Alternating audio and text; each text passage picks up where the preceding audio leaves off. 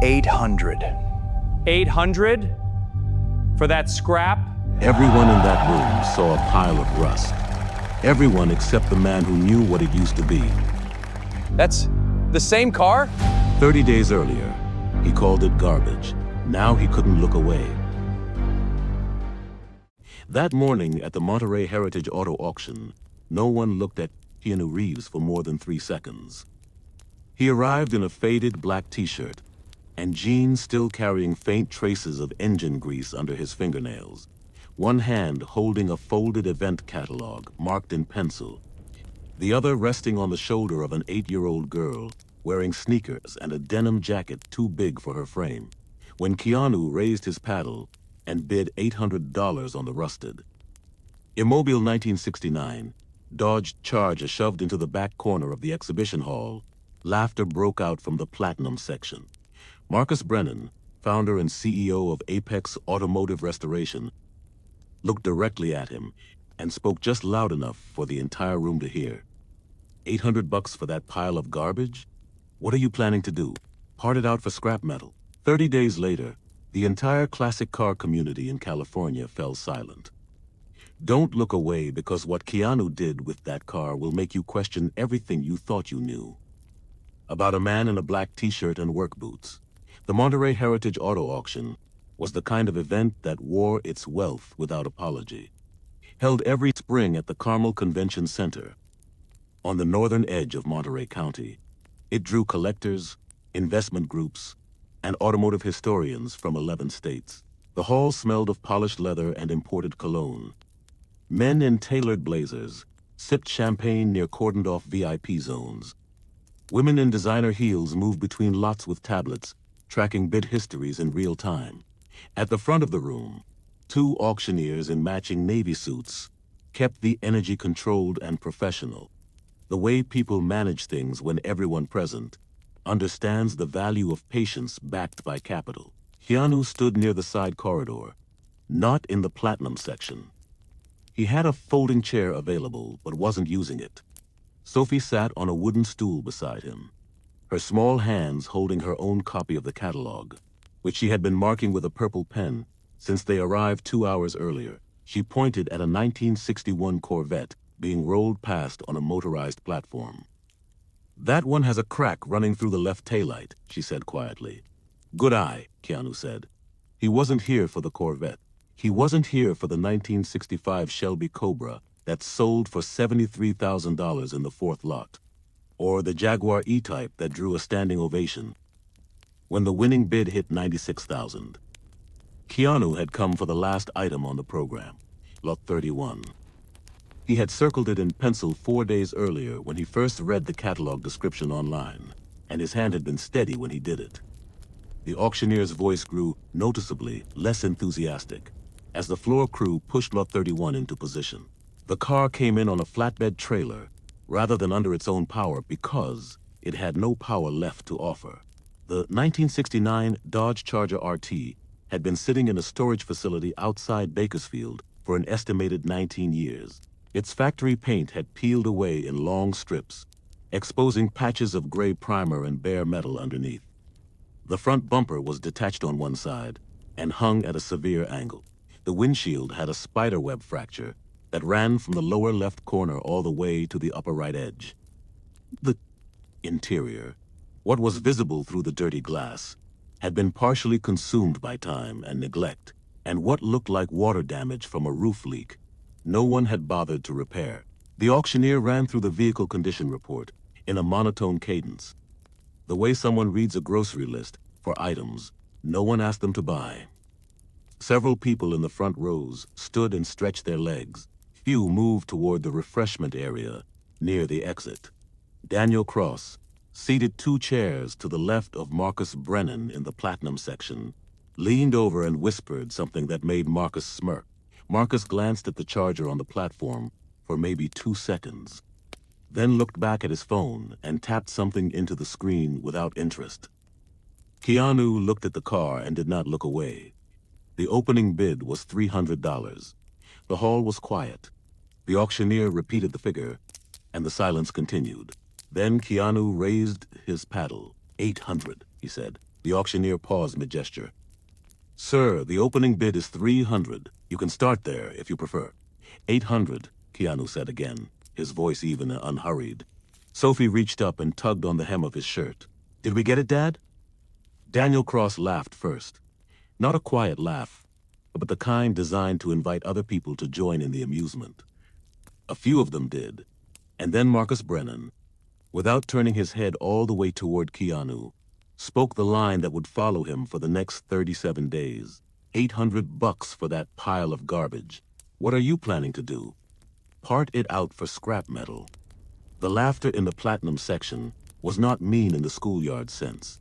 It was the laughter of people who had never needed to think carefully about $800 and who could not imagine a scenario where spending it on something that required a tow truck to remove from the property made any kind of rational sense.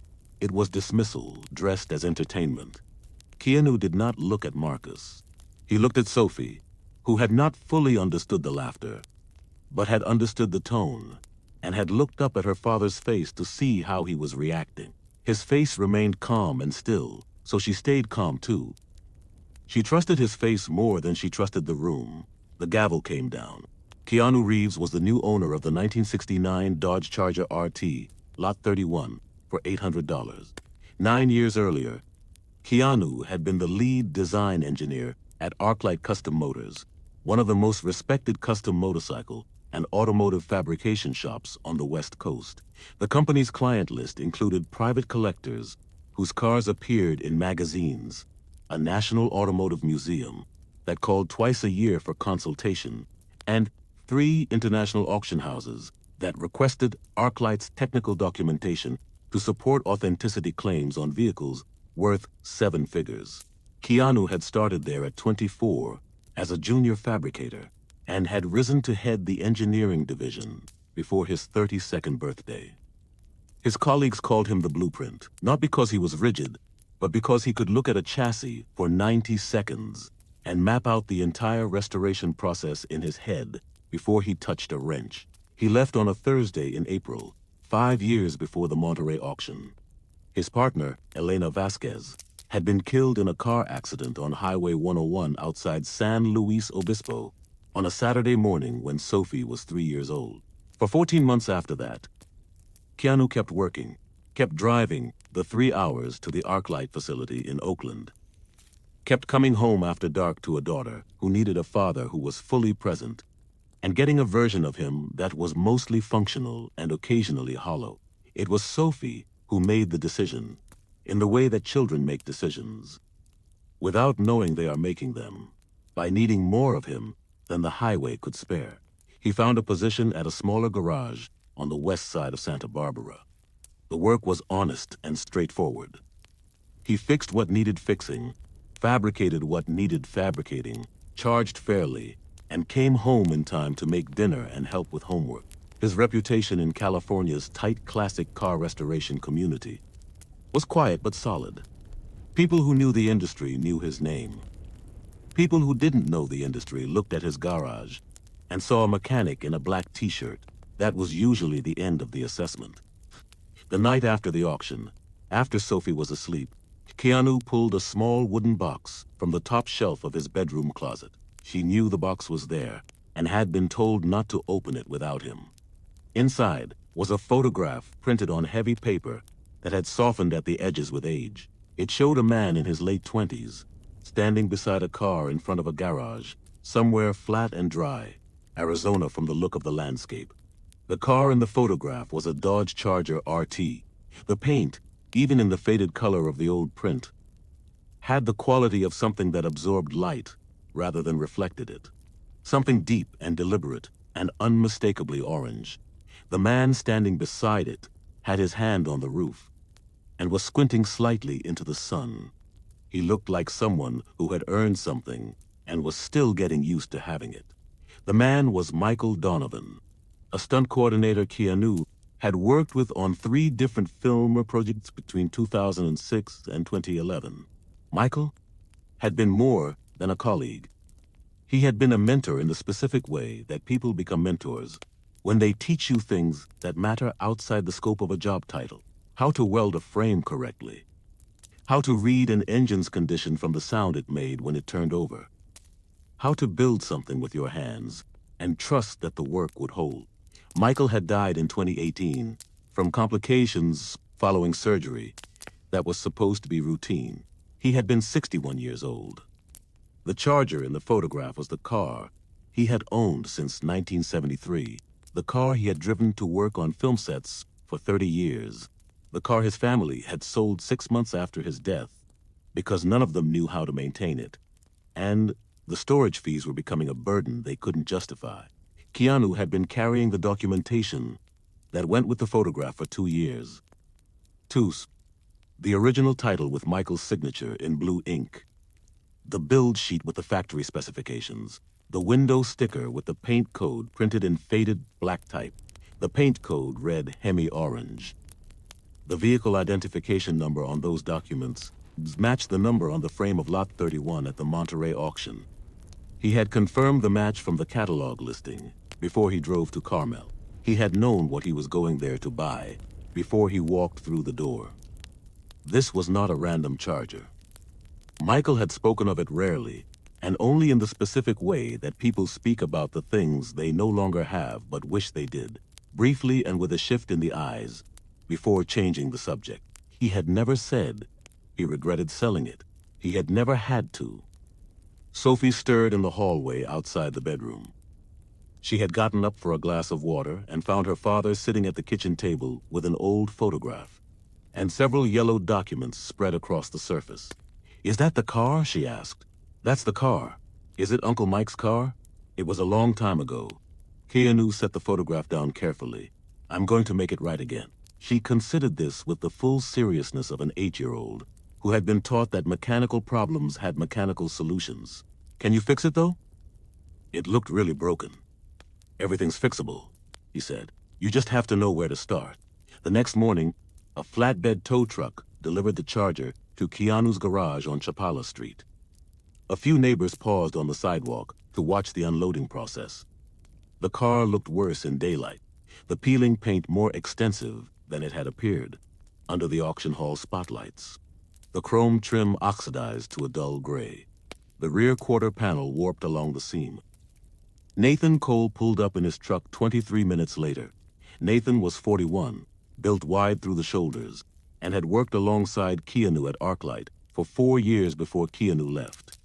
He ran his own upholstery and metal fabrication shop in Ventura now. He walked around the Charger twice without speaking, crouched to look under the frame rails, then stood up and brushed the dust off his hands. "You're serious," he said. 30 days, Keanu said. Nathan looked at him for a long moment. 30 days from this. 30 days. Nathan looked at the car again, then took off his jacket and hung it on a hook near the garage wall. "I'm here on weekends, and I won't take money for it." Keanu spent the entire first day doing nothing but looking. He moved around the car slowly, pressing his fingers against body panels, lifting sections of trim to check what was beneath, testing each door hinge for play and resistance. This was how he had always started, not with tools, but with attention. The assessment had to come first. The work had to know where it was going before it began. What he found changed the picture considerably. The chassis was sound. Not merely acceptable, genuinely sound. No bending in the frame rails, no meaningful corrosion in the structural members. For a car that had been sitting undisturbed for nearly 2 decades, it was the kind of discovery that a restorer recognized as rare without needing to announce it out loud. The body panels were a different story. Surface rust, deformation in the right rear quarter panel, and paint failure across 90% of the exterior. But the skeleton beneath was honest. The engine was a 440 Magnum V8, one of the more powerful options Dodge had offered on the 1969 Charger RT. It had been neglected thoroughly. The carburetor was gummed beyond cleaning. The valve cover gaskets had failed completely. The timing chain had slackened to the point where it would need replacement before the engine could safely turn over. But when Keanu removed the valve covers and inspected the cylinder walls with a borescope, they were not scored. The block had not cracked. It was a damaged engine, not a dead one. He found the note when he removed the dashboard trim panel, tucked behind the instrument cluster. Folded once, written in ballpoint pen that had bled slightly into the paper over the years. Arizona 1973, M. Donovan. Keanu stood still for a long time with the folded paper in his hand. Then he put it in his wallet next to his driver's license and did not take it out again. He called Michael's brother that evening. Patrick Donovan answered on the second ring, his voice careful the way it always was, when the number on the screen wasn't saved in his contacts. "I found it," Keanu said. The silence on the other end lasted long enough that Keanu thought the call might have dropped. Then Patrick said very quietly, "Where?" "Monterey.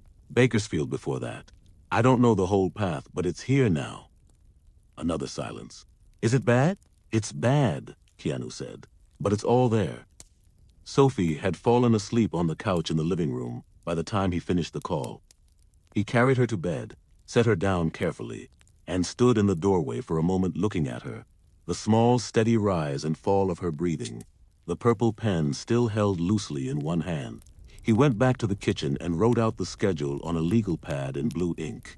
6 days of full disassembly, 4 days of cleaning, cataloging, and mechanical assessment, 11 days of parts sourcing and engine rebuild, 8 days of bodywork and metal fabrication, 4 days of paint and clear coat, 3 days of interior and trim work, 2 days of final assembly, systems check and road test, 38 days total. He crossed out the last number and wrote 30 days underneath it. The math was possible. It would not be comfortable, but it was possible. The parts would be the difficult part. Original specification components for a 1969 Charger RT were available through specialty suppliers, but sourcing the correct pieces took time that the schedule did not generously allow. Keanu called 4 suppliers that first night and left detailed messages with 3 others. He had accounts from his ArcLight years that were still active and a reputation that the suppliers recognized when he used his name.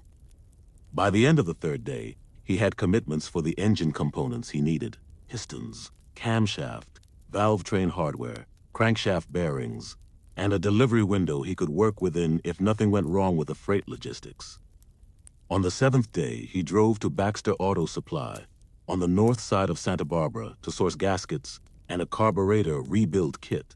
The store was run by a man named Douglas Baxter, who had been selling parts to Serious Mechanics for 29 years, and who recognized quality of work the way a jeweler recognizes a well-cut stone, by small details that accumulate into certainty. Keanu was standing at the rack of Mopar performance components when a woman came through the door behind him. He heard the door chime, registered the sound, and continued reading the specifications printed on the back of a parts box. Marcus Brennan stood at the counter and spoke with Douglas about a display component for the launch event of Apex Automotive's new Heritage Restoration Program. A piece he wanted sourced to period-accurate specification for a promotional photo shoot. He was precise about what he needed, and spoke without hesitation, the cadence of someone used to being the most informed person in any room. Douglas answered his questions, and then looked past him at Keanu. "You know," he said, in the easy way of someone who has held conversations in his store for 3 decades and sees no reason to stop. Now, the gentleman looking at the Mopar rack, there designed suspension systems for ArcLight custom motors and consulted on frame geometry for some very high-end builds. Did work for a museum back east, if I remember right. Marcus turned. He looked at Keanu for the first time, with the expression of someone assessing a fact rather than dismissing a detail. Keanu was reading the back of a gasket set and had not turned around fully. He nodded at Douglas without expanding on the comment. That was all. Marcus bought what he needed and left. On the sidewalk outside, he paused for a moment before walking to his car. He had not recognized Keanu immediately at the counter, but he had recognized the name when Douglas said it. Reeves.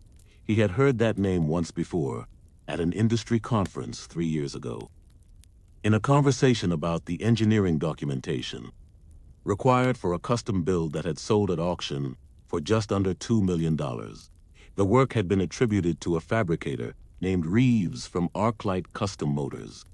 He sat in his car for a moment, then drove back to the office in Malibu. That afternoon, he asked his assistant to pull whatever professional record existed for Keanu Reeves, formerly of Arclight Custom Motors, currently working in Santa Barbara. What came back was a resume that did not match the man he had seen at the Monterey auction, the Museum Consultation Project. The frame geometry patent filed in 2014, a private collection in Monaco that had requested his engineering assessment for authenticity verification, a completed custom build that had been reviewed by an independent evaluator and described in a formal write-up he pulled up on his screen as technically the most sophisticated ground-up fabrication, completed in the western United States in the last 12 years. Daniel Cross stopped in his office doorway in the late afternoon. He had heard through someone at the convention center that the guy from the auction was actually working on the Charger, that it was sitting in a garage somewhere in Santa Barbara. He laughed when he mentioned it. Marcus did not laugh. "Who is he?" Marcus asked. Daniel repeated what he had just said. "A mechanic, a guy who bought an $800 car." Before that, Marcus said. Who was he before that? Daniel didn't know. He left without pressing the point, reading something in Marcus's expression that suggested the conversation was finished. Marcus looked at the professional summary on his screen for another moment. Then he closed the browser window and went back to reviewing the quarterly financials. The weeks that followed, inside Keanu's garage on Chapala Street, were the kind of weeks that don't announce themselves as significant while they are happening.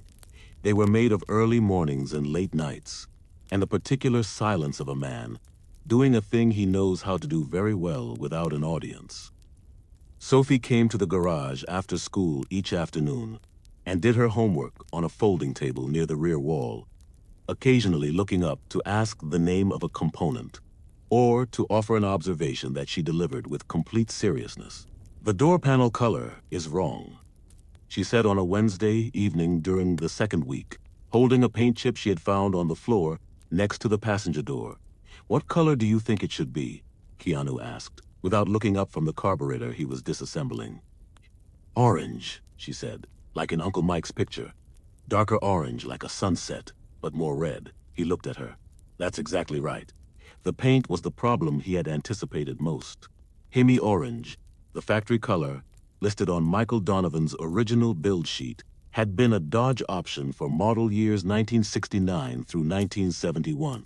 Chrysler's original mixing formula existed in archived technical documentation, but the pigments had shifted since the late 60s, and no commercial paint supplier in Santa Barbara could match the reference chip Keanu had pulled from the factory color guide with sufficient accuracy. He called 5 specialty shops in 3 different cities. None of them could hit the formula precisely enough to satisfy the standard he was holding himself to. He spent 2 evenings pulling out a binder he had kept from his Arclight years, a collection of technical documents, factory color specifications, and mixing ratios that he had assembled over nearly a decade of restoration work. The Hemi orange formula was on page 53, cross-referenced against a DuPont product code that had been discontinued in 1989. With the formula, the archived colorimetry data, and a spectrophotometer that Nathan borrowed from a colleague in the automotive finishing trade, Keanu mixed the paint himself over 3 days of trial and adjustment. The original 1969 Hemi orange had a paint code of EV2, mixed with a specific cadmium-based pigment that had been banned by the EPA since 1978. Keanu spent those 3 days reverse engineering the formula using modern iron oxide alternatives, testing each batch under 5 different light temperatures: 2700 Kelvin tungsten, 4100 Kelvin fluorescent, 5500 Kelvin daylight, 6500 Kelvin overcast, 9200 Kelvin shade, until the color held its saturation curve across all 5 conditions. When he held the final test panel next to Michael's photograph, comparing the depth of the finish against the tonal quality captured in the faded print, the match was as close as a photograph could confirm. Nathan picked up the test panel, held it at arm's length under the garage lights, and did not speak for a long moment. "Keanu," he finally said, "Marcus Brennan is going to see this car at some point. You know that." Keanu didn't answer. He was already setting up the spray booth. The engine came together during the second and third weeks, in the way that complex mechanical work comes together, when the person doing it has done it many times before, not without difficulty, but without uncertainty. Keanu replaced every component that needed replacing and reconditioned every component that could be reconditioned to original specification. The 440 Magnum block was cleaned, honed, and reassembled with the kind of care that would not have been visible to a casual observer, but that would be audible to anyone who listened to the engine run. On the 16th evening, he turned the key in the ignition for the first time. The engine caught after 3 attempts, a rough, uneven, and idle that stabilized over the course of 50 seconds into something steadier. It was not yet correct. The carburetor needed adjustment. The timing was slightly advanced, but it was running. A 56-year-old engine that had not started in nearly 2 decades was running in a garage on Chapala Street in Santa Barbara at 11:27 in the evening. Nathan put both hands on top of his head and looked at the ceiling. Sophie, who had fallen asleep on the folding table, with her cheek pressed against her math homework, lifted her head at the sound. "Did the car say something?" she asked, blinking. Keanu looked over at her. "It said it remembered us." She accepted this without skepticism, laid her head back down, and returned to sleep. The bodywork ran from day 17 through day 26. The right rear quarter panel was the most demanding section. The deformation required heating, reforming, and multiple rounds of finish work before the surface met the standard that Keanu applied to everything he built. Run your hand across it in low light, with your eyes closed, and if you feel anything at all, do it again. The rust treatment was methodical. The primer application was done in 4 stages. No step was skipped because the schedule was tight, which it was. On day 27, the Hemi-Orange went on. Ketu sprayed the first coat in the afternoon, and the second coat the following morning. The color came down over the bodywork, the way a fact settles after it has been confirmed. Not as a surprise, but as a recognition. The deep orange, with its slight metallic element in the formula, caught light the way the original had caught it in 1969, the way it had caught it when Michael Donovan stood beside it in Arizona and squinted into the sun with his hand on the roof. Nathan arrived on day 28 for the buffing and final surface work. He walked into the garage, stopped just inside the door, and stood there without speaking for nearly a full minute. "Say something," Keanu said. "I'm trying to find the right word," Nathan said. "Give me a minute." The interior was the final stage. Keanu had sourced period-correct materials for the seat upholstery, a close match to the original black vinyl that Dodge had used in the 1969 RT-E, and had installed the replacement door panels, carpet, and dashboard components over the course of 4 days. The instrument cluster went back in last. Before he secured it, he looked at the back panel, the one that had been in this car since it left the assembly line in Detroit. The one that had been in this car when Michael Donovan drove it off the dealership lot in Phoenix in the spring of 1973. The carving was still there where Michael had left it. M. Donovan. He did not restore it. He did not polish over it or fill it or treat it as a flaw to be corrected. He cleaned the area around it with careful attention and put the instrument cluster back in place with the carved initials exactly where they had always been. On day 29, a letter arrived from the Central Coast Classic Auto Showcase, the largest annual classic car exhibition in California, held every year at the Santa Barbara Fairgrounds. The letter was from the event's organizing committee. It said that the showcase would be held the following Saturday, and that a central display position had been reserved for an exceptional vehicle recently brought to their attention. It invited Keanu to present the car in the main exhibition pavilion, which was typically allocated by committee selection rather than open application. Keanu read the letter twice. Then he showed it to Sophie, who was eating cereal at the kitchen table. "They want to see our car," she said. "Looks like it. Is it ready?" Keanu looked toward the garage door. Almost, he did not know who had contacted the showcase committee on his behalf. He did not ask. What he did not know, and would not learn, until much later, was that Douglas Baxter had placed that call himself 3 days after Marcus Brennan had come into his shop. Douglas had contacted the committee through a colleague and had suggested without pressure that a vehicle of unusual historical and technical interest might warrant consideration for the Central Pavilion. He had not mentioned Keanu's name directly. He had not told anyone at the garage or in the local collector community. He had picked up the phone, made the call, and gone back to his work. On the final night, Keanu and Nathan finished the last adjustments: the idle mixture screw, the timing advance mechanism, the final torque check on the suspension components. At 2:37 in the morning, both men were past tired. Keanu sat down on the garage floor with his back against the tool cabinet. Nathan sat across from him near the door. Neither of them spoke for a while.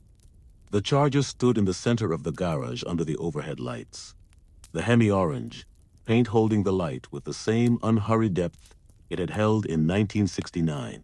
Every surface was right. Every line was where it was supposed to be. From the chrome-trimmed fastback roofline to the re-chromed front grille. From the correctly period fog lamp bezels to the blacked-out rear panel, the car was as faithful to its original specification as 14 years of fabrication experience could make it in 30 days. Nathan picked up his jacket from the hook by the door.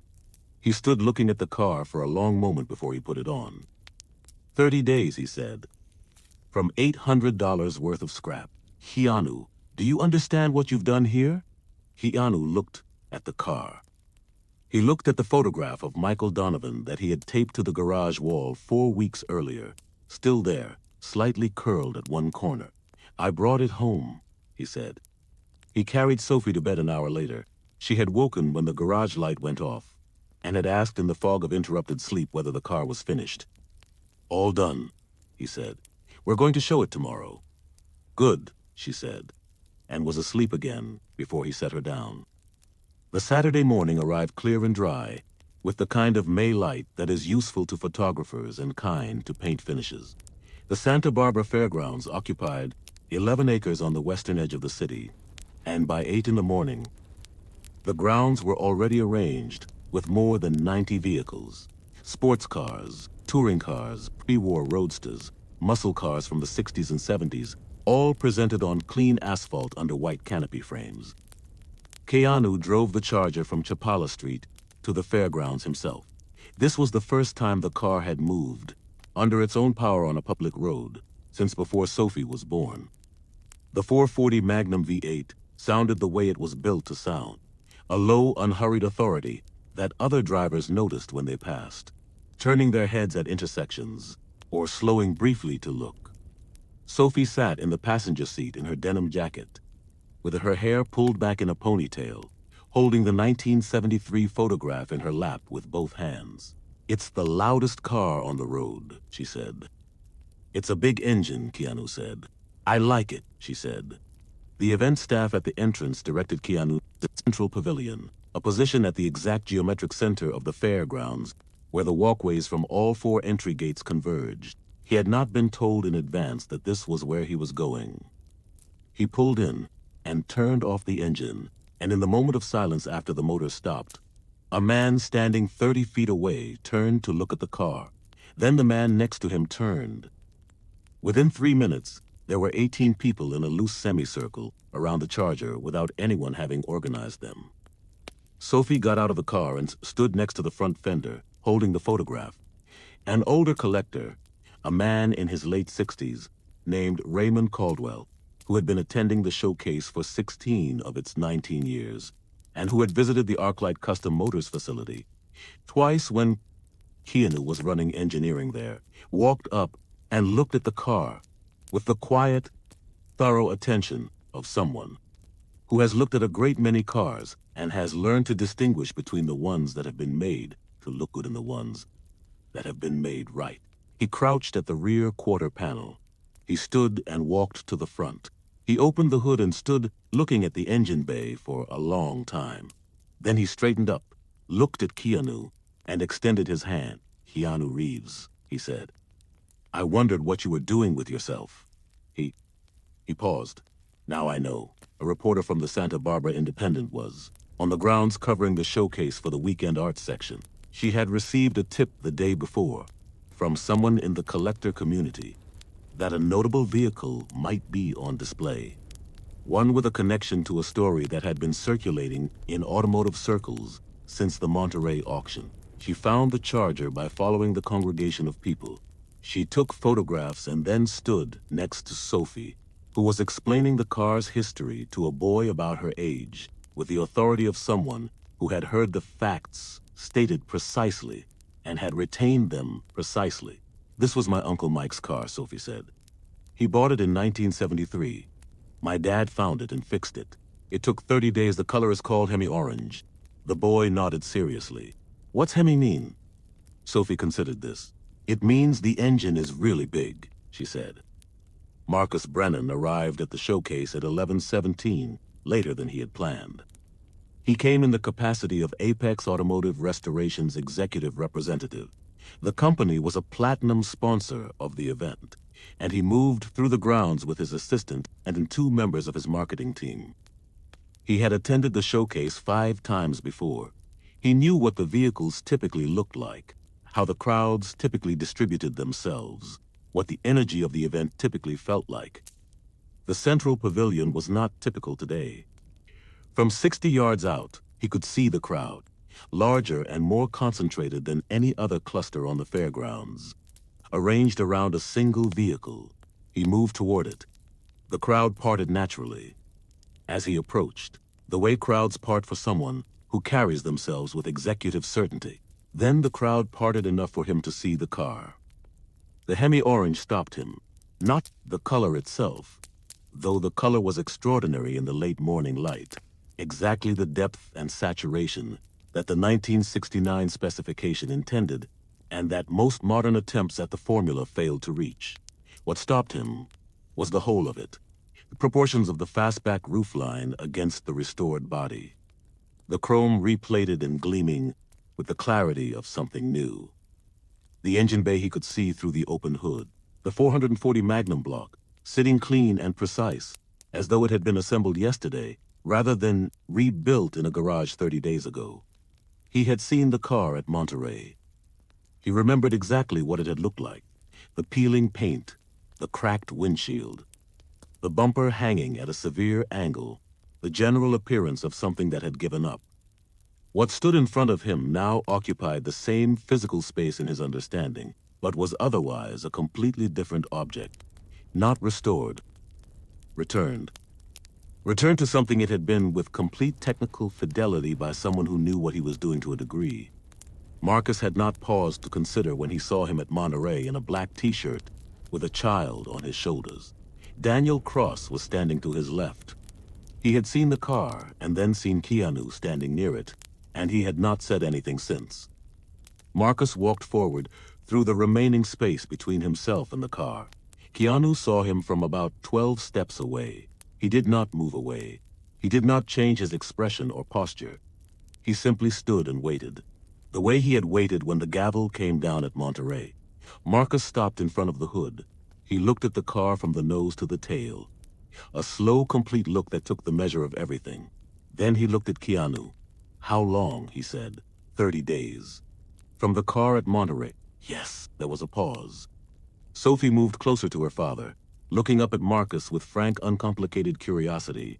Marcus opened his mouth to say something, then closed it. He looked at the car again, the paint, the chrome, the engine bay, the interior visible through the open door. He looked back at Keanu, and for the first time since arriving at the fairgrounds, his expression shifted into something that resembled uncertainty. "I said something at the auction," Marcus said. His voice had changed register slightly, less authority in it, more directness. It was unkind. "I didn't know who you were." Keanu nodded once. He didn't expand on it. Didn't accept it with language designed to close the distance more quickly than the distance warranted closing. He nodded, and the nod was sufficient. Sophie said with perfect sincerity, "That's okay. Dad says mean words usually come from people who haven't looked closely enough yet. Marcus looked at the child. Something shifted in his face. That was not quite a smile, and not quite something else. It was the expression of someone receiving a correction they had not expected from the direction it came. Showcase's panel of judges made their announcements at 1 in the afternoon under the main pavilion near the registration desk. The crowd gathered around the podium in the way crowds gather for the conclusion of things they have invested a morning in attending. The award for Best in Show went to the 1969 Dodge Charger RT in the Central Pavilion, owner Keanu Reeves. The award for Best Restoration went to the same vehicle. The panel spokesperson read the citation into the microphone. A complete ground-up restoration from non-operational condition, executed in 30 days, using period-correct components and historically faithful techniques, representing the highest standard of craftsmanship the panel has encountered in the event's 19-year history. The applause started at the edges of the crowd and moved inward. Sophie jumped and grabbed her father's hand with both of hers. Keanu stood with his arms at his sides, looking at the podium, and then looking at the photograph she was still holding. Michael Donovan at 31, beside the same car in a different decade, in the same unassuming posture of a man who had earned something and wasn't yet used to having it. Nathan had driven to Phoenix the previous Thursday and had said nothing about where he was going. He had told Keanu only that he had an errand and would be back by Saturday morning. He arrived at the showcase just after noon with a passenger, a man of 68 with silver hair and a cane who moved slowly across the asphalt in dress. Shoes that were slightly wrong for the occasion, but had been polished that morning with evident care. Patrick Donovan came through the edge of the crowd and stopped when the car came into view. He stood still for a long time, long enough that people nearby began to notice him and step back, creating space without being asked. He moved forward slowly, raised his hand, and placed it flat on the hood of the Charger, directly over the engine, directly where a man places his hand when the thing he is touching is something he has thought about for a long time. His eyes were red at the edges.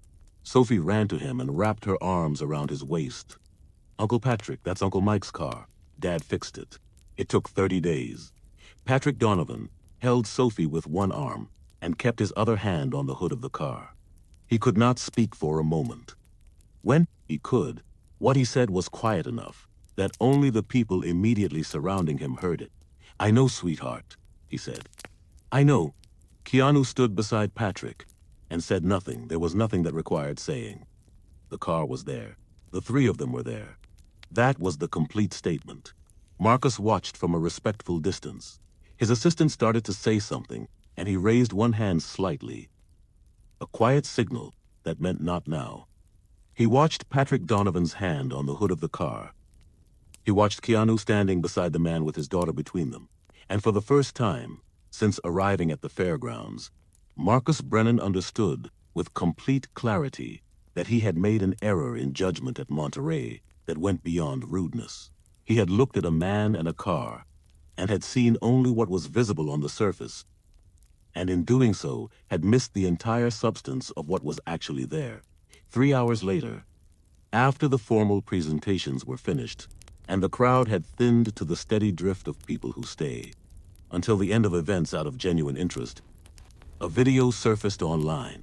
Someone in the Platinum section at Monterey had recorded Marcus's comment on their phone and had posted it to a classic car forum with the caption, "Apex CEO mocks buyer at auction." Then this happened.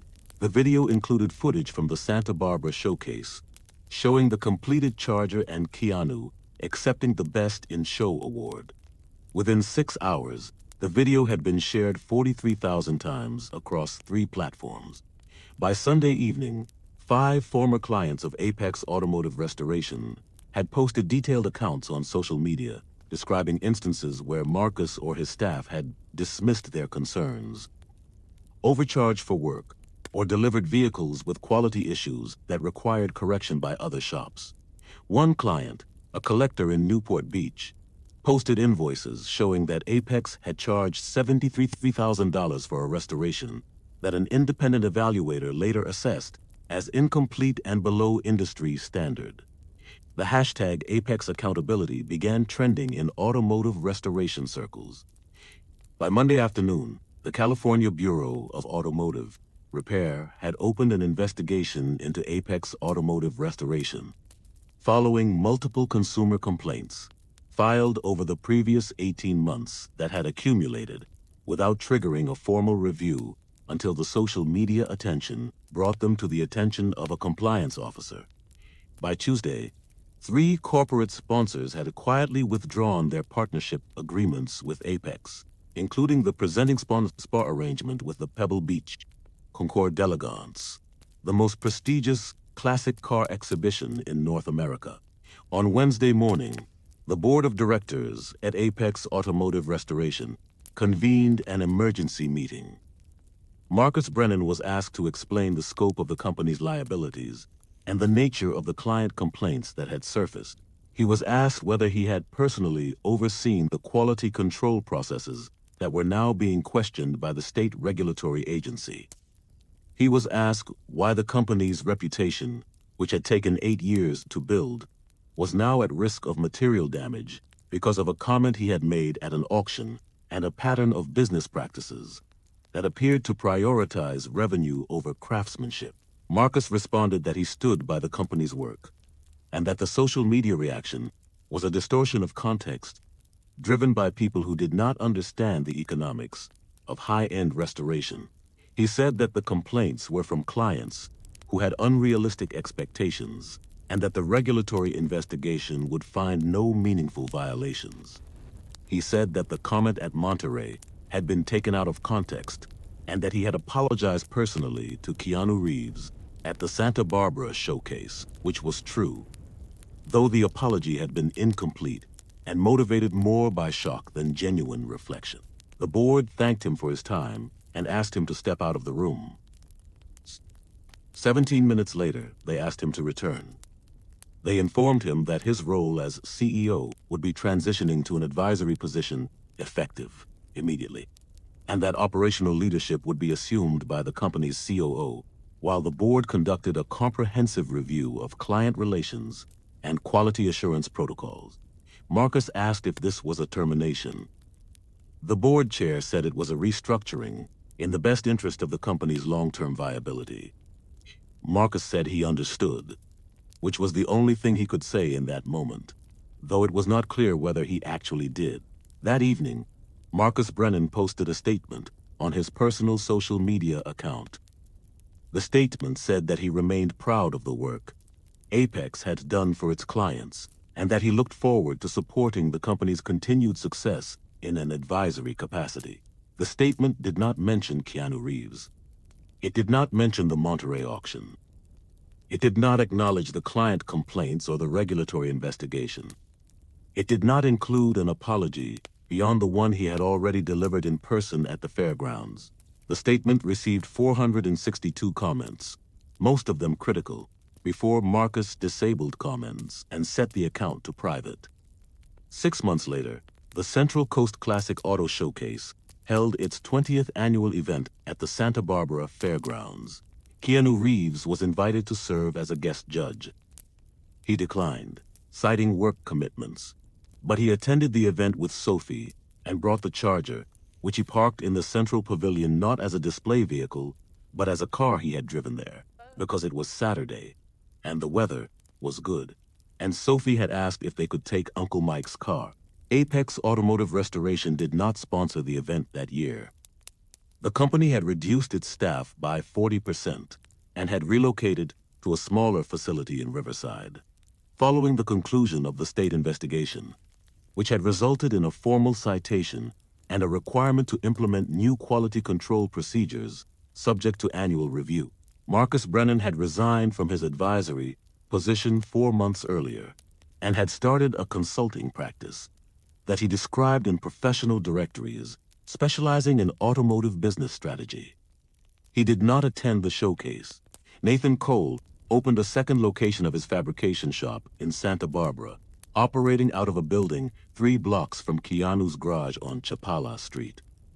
The waiting list for his upholstery and trim work extended to 11 months. Douglas Baxter retired from Baxter Auto Supply and sold the business to his daughter, who kept the name and the customer relationships and the habit of recognizing quality when she saw it. Patrick Donovan visited Santa Barbara twice that year. Both times, he spent an afternoon in Keanu's garage, sitting in a folding chair near the tool cabinet, watching Keanu work on whatever project was in progress, talking occasionally about his brother, and more often about nothing in particular, which was what he had come for. On the second visit, Sophie showed him a school project she had written about the Charger. The paper included a hand-drawn timeline of the 30-day restoration and a conclusion that stated, "My dad says the most important thing about fixing something is remembering why it mattered in the first place." Patrick read it twice, folded it carefully, and asked if he could keep a copy. Sophie made him one on the garage printer. The Charger sat in Keanu's garage most of the time, under a car cover, driven on weekends when the weather was good and Sophie wanted to go. The paint still held its depth. The engine still ran with the low, unhurried authority it had been rebuilt to have. The carved initials behind the instrument cluster were still there, exactly where Michael Donovan had left them in 1973, exactly where Keanu had decided they should stay. On a Sunday morning in November, Keanu and Sophie drove the Charger up the coast highway to an overlook north of the city where the road curved close to the cliffs and the ocean stretched out flat and gray under an overcast sky. They sat in the car with the engine off and the windows down. Not talking, just sitting. The way people sit when they are in a place that feels right, without needing to be explained. Sophie held the photograph in her lap, the one of Michael Donovan, standing beside the same car in Arizona in 1973.